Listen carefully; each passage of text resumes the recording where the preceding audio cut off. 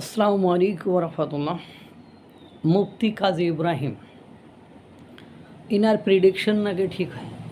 তা সারাদিন 10 জায়গায় বক্তৃতা দেয়, সারাদিনে দেখা যায় 200 প্রিডিকশন করেন। তো 200 প্রিডিকশনে মানে দুটো একটা তো ঠিক হতেই পারে। এতে করে এত নাচানাচি করার কোনো লাভ নেই। আর মুফতি কাজী ইব্রাহিমদের মতো মাওলানাদের কারণে অনেকে বিপদগ্রস্ত, অনেকে পথভ্রষ্ট। কারণ উনি গতকাল খুতবায় যে কথা বলেছে, আমারই তো মেজাজ খারাপ হয়ে গেছে। মানে একটা মানুষ, একটা আলেম মানুষ, উনি এই ধরনের কথাবার্তা কেমনে বলেন?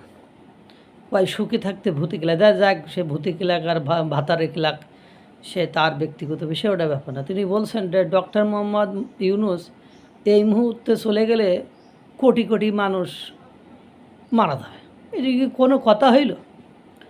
এ কথা বই আওয়ামী লীগের আমলেও আওয়ামী লীগের নেতারা বা অন্য অন্য দলীয় যে নেতা, জামাত, বিএনপি বা অন্য দলের যেসব নেতাকর্মীরা ছিল, তারাও এটা প্রিডিকশন করতো যে আওয়ামী লীগ যদি কোনো কারণে চলে যায়, আওয়ামী লীগের যদি পতন হয়, তাহলে আপনার লাখ লাখ লোক মারা যাবে। কই লাখ লাখ লোক মারা গিয়েছে? এটা হলো ভয় দেখানো। এটা হলো আলেমদের একটা, বা ওনার মতো আলেমের একটা, এটা মানে গেম।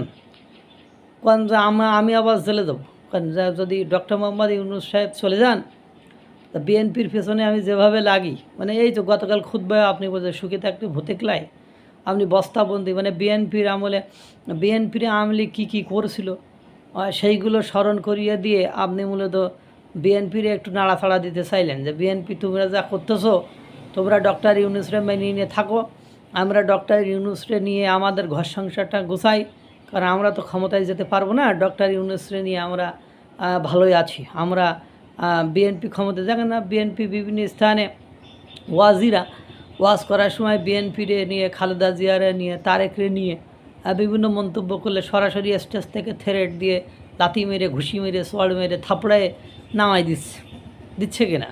এগুলো দেখেছেন আপনারা, দেখছেন না?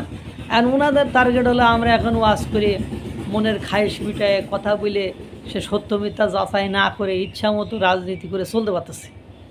এখন কোনো কারণে যদি এখন নির্বাচন হলে, এখন ভোটাভুটি হলে, এখন চোখ কান বুঝে আওয়ামী লীগের অনুপস্থিতিতে বিএনপি বাংলাদেশের মানে ক্ষমতায় আসবে, এটা পাগলও জানে, এটা পাগলও জানে, পাগলও বোঝে। সুতরাং এখন যে কোনো পলিসিতে বিএনপির আটকায় রাখতে হবে। মুফতি কাজী ইব্রাহিম সাহেব, এগুলো মানুষ এখন আর এগুলো খায় না। তো আপনাদের মতো লোকজন এগুলো খারাপ লাগে। কোটি কোটি লোক মারা যাবে মানে কি? বাংলাদেশে কী হয়েছে? একজন মানুষকে আর একজন মানুষ হত্যা করবে? এমনি এমনি করবে? মানে কথা হলো, আপনি কোটি মানুষকে হত্যা করেছেন, তাহলে আপনার কোটি মানুষকে কেন হত্যা করা হবে? আর ডক্টর মোহাম্মদ ইউনূস চলে গেলে, তাহলে ডক্টর মোহাম্মদ ইউনূস যদি কালকে কোনো কারণে স্ট্রোক বা হার্ট অ্যাটাক করে মারা দেয়, ডক্টর মোহাম্মদ ইউনূসের বয়স 80 বছর, তো উনি কি আজীবন আরও 180 বছর বেঁচে থাকবেন, না আরও 50 বছর বেঁচে থাকবেন? বাংলাদেশের মানুষের যে স্বাভাবিক আয়ুষ্কাল, সে আয়ুষ্কাল তো উনি অনেক আগে এক্সিড করছেন। এই ধরনের কথা হলো যে একজন মানুষকে আপনারা মাথায় তুলতে তুলতে, আপনি সেদিন আবার দেখলাম বলেছেন যে আল্লাহর নিয়ামত হিসাবে তাকে পাঠিয়েছে। একজন সুদখোর আল্লাহর নিয়ামত হয়ে গেল আপনার কাছে? আপনি কি মানে আমি শুনি যে আপনি সুন্নি আলেমদের মধ্যে সবচেয়ে হাদিস বিশারদ। তো আপনার হাদিসের লেভেল এই জায়গায় যে দাঁড়াইছে আপনার হাদিসের লেভেল, যেখানে মানে সুদের বিষয়ে কি বলছে আল্লাহ সেগুলো আপনি জানেন না?